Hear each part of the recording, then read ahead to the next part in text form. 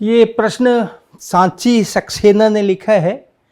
Nest की NAEST nest की जो वेबसाइट है उसके ऊपर फोरम डिस्कशन के पेज के ऊपर ये सवाल आया है और बहुत अच्छा डिस्कशन भी इसमें से निकल के आ रहा है।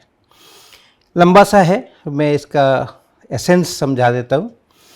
ये एक अलमीरा का सीन है और इस अलमीरा के टॉप में एक लोहा लगा हुआ है, लोहे का पीस लगा हुआ है।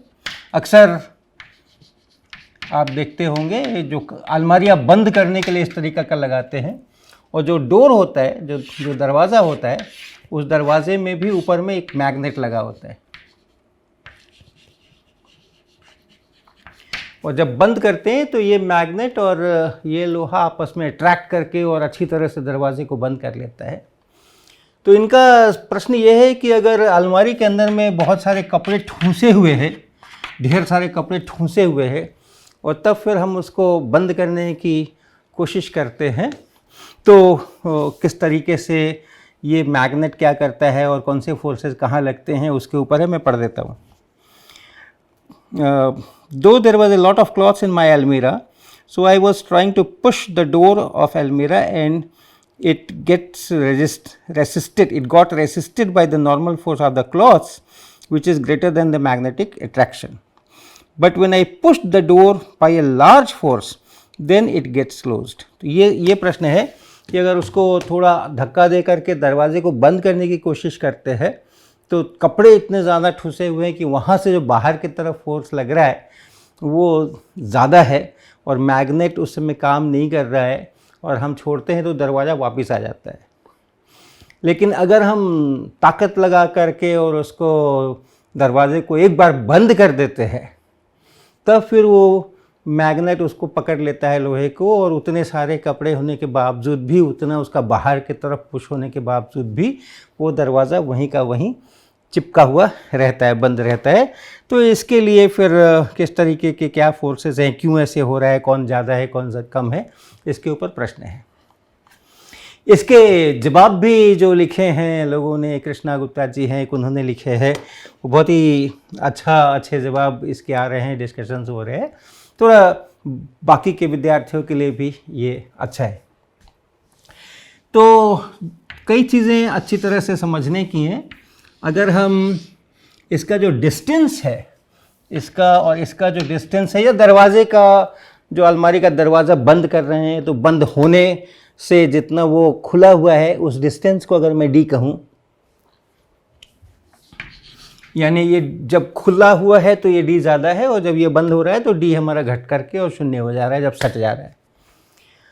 और अगर हम सबसे पहले मैग्नेट के फोर्स की बात कर ले, ये जो लोहा और मैग्नेट है या दो मैग्नेट्स आप रखें उनके बीच के भी फोर्सेस वैसे ही चलेंगे, तो वो फोर्स इस सेपरेशन पर कैसे डिपेंड करता है।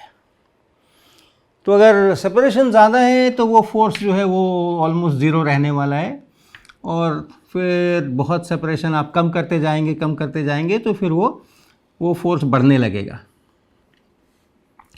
और वो फिर बढ़ता हुआ और तेज़ी के साथ बढ़ता हुआ और जिस समय हमारा D ज़ीरो होगा उस समय काफ़ी बड़ा सा ये फोर्स हो जाएगा।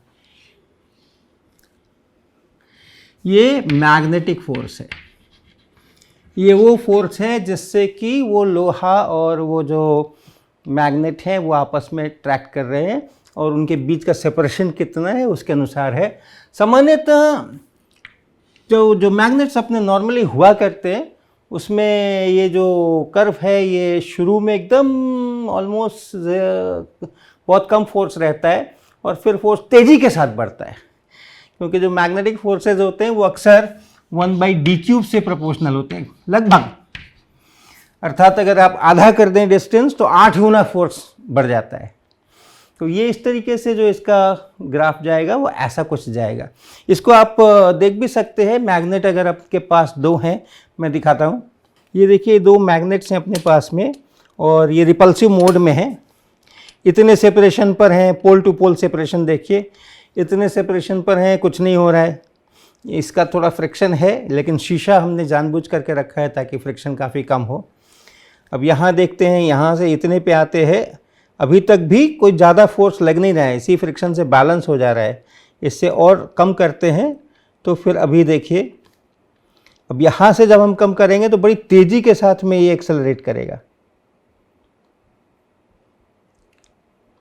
ये देखें, ये तेज़ी के साथ में इतने पे कुछ नहीं और इतने के ऊपर भागा। और अगर हमने इसको और नज़दीक करके यहाँ ला करके छोड़ा फॉर एग्जांपल, तो बहुत तेज़ी के साथ भाग रहा है, देखिए। तो यानी ये जो फोर्स हैं ये डिस्टेंस पे बहुत सेंसिटिवली डिपेंड करते हैं। तो ऐसा।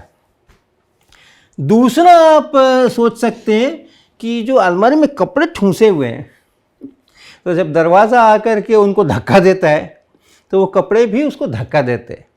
और वो भी आप इसी डिस्टेंस से सोच सकते हैं कि जैसे जैसे ये दरवाज़ा उसके नज़दीक जाता जाएगा वैसे वैसे कपड़े और टाइट होते जाएंगे और ज़्यादा फोर्स लगाते जाएंगे।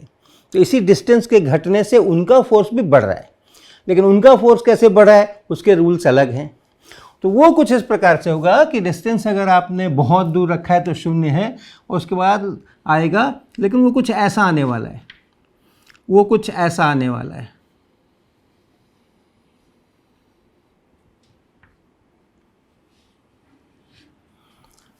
ये मैं अपोजिट साइड में बना रहा हूँ। मैग्नेट वाला जो साइड है वो मैंने पॉजिटिव रखा है, यानी कि जो मैग्नेट जो उसको रिपेल, इसको अट्रैक्ट कर रहा है वो पॉजिटिव है, और जो कपड़े उसको धक्का दे रहे हैं वो नेगेटिव है, इसलिए इसको ऊपर नीचे बनाए।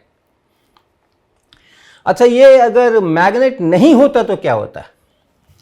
ये मैग्नेट अगर नहीं होता तो क्या होता? ये तो ग्राफ वही रहता, ये तो ग्राफ वही रहता। ये हमारे कपड़ों के कारण से फोर्स है। ये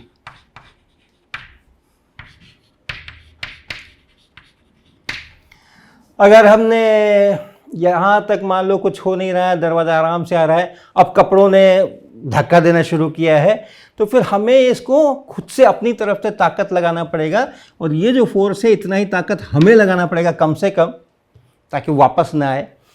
और ऐसा करते हुए हम धक्का दे सकते हैं और अपना फोर्स लगा करके इस डिस्टेंस को कम कर सकते हैं। जितना यहाँ फोर्स है उतना ही फोर्स अगर मैं लगा दूँ और फिर उससे थोड़ा ज़्यादा लगाऊँ तो वो अंदर जाएगा, जो रिजल्टेंट है वो अंदर जाएगा। और करते हुए हम यहाँ ला के भी रोक सकते हैं इसको। इतना फोर्स हम लगा के उसको सटा दे सकते हैं, इतना फोर्स हमने ज़बरदस्ती लगा करके उसको सटा दिया। लेकिन अब जब हम अपना हाथ हटाएंगे तो ये फोर्स ख़त्म हो जाएगा और ये फोर्स रहेगा, और इस फोर्स के कारण से मेरा दरवाज़ा वापस खुल जाएगा हाथ हटाते ही। यहाँ की क्या सिचुएशन है? अगर हमने मान लीजिए कि इस जगह पर हम हैं, इस जगह पे इतना धक्का दिया हमने, D इतना है, तो क्या हो रहा है? मैग्नेटिक फोर्स कम है और कपड़ों वाला फोर्स ज़्यादा है, बड़ा है। यहाँ पे, यहाँ देखिए, ये मैग्नेटिक फोर्स कम है, कपड़ों वाला फोर्स ज़्यादा है, तो हमें अंदर की तरफ लगाना पड़ेगा, बल लगाना पड़ेगा। लेकिन अगर हमने यहाँ पे रिलीज़ किया है, यहाँ इतना D तक तो हम अपना हाथ से बल लगा के पहुँच गए हैं, और अब रिलीज़ कर दिया, हमने छोड़ दिया, तो मैग्नेटिक फोर्स बड़ा है, क्लॉथ वाला फोर्स छोटा है। तो रिजल्टेंट जो है वो मैग्नेटिक फोर्स की तरफ है, यानी दरवाज़ा अब खुद से जाएगा। हमारा हाथ हट गया है लेकिन फिर भी दरवाज़ा खुद से जाके उसमें चिपक जाएगा, उस लोहे में चिपक जाएगा। लेकिन उसके लिए हमें उतनी दूर तक आना पड़ेगा, उस D को इतना कम करना पड़ेगा ताकि ये मैग्नेटिक फोर्स बड़ा हो जाए। और फिर तो आप यहाँ ला के भी छोड़ दीजिए, कहीं पर भी छोड़ दीजिए इसके आगे, तो वहाँ से वो चिपकेगा, चिपका हुआ ही रहेगा। तो ये है इस पूरी अलमारी की व्याख्या।